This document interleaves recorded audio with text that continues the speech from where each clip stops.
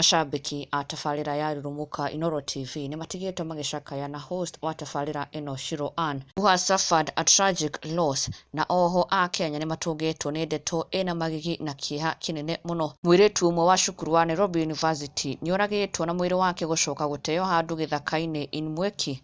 Mercy Kwamboka ũrĩa ũraikaraga na aciari ake in Pipeline area Nairobi nĩerĩkanĩte gũkorwo ahũrĩirwo thimũ, and she stepped outside to receive that phone call, and that was the last time she was seen alive. Kĩũria kĩnene arĩ ũrĩa akorirwo akiuma Pipeline na mwĩrĩ wake gũcoka rĩu kuonekana Mweki. Aunangĩtwo kũgũrũ kũmwe arĩguo mami wao atarĩirie, na ona nginya njuĩrĩ yake ĩkĩonekana ĩna gĩko mũno tarĩ gũkurũrio akurũrĩtio, na moko make macinĩtwo na acid, na thimũ yake onayo ĩronekanire o harĩa mwĩrĩ wake urari, and her body was found partially naked, ena nguo cia thĩinĩ tu. Ũrĩa thutha ũcio ũracokire gũtwarwo City Mortuary in Nairobi as investigations commence on what may have happened to Mercy Kwamboka. Na rĩu kũrĩ ndeto ya kĩeha ĩtũngĩte mũmemerekia wa Inooro TV wa rũrũmuka show Shiru nĩarĩkĩte gũkuĩrwo nĩ mũndũ wa bata mũno kũrĩ ke. Mũndũ augĩte niwe ũrarĩ ta mami wao. Shiru has lost her beloved grandmother, na akĩrekereria ndũmĩrĩri ĩna ruo na kĩeha kĩnene mũno akiuga it is so hard to believe that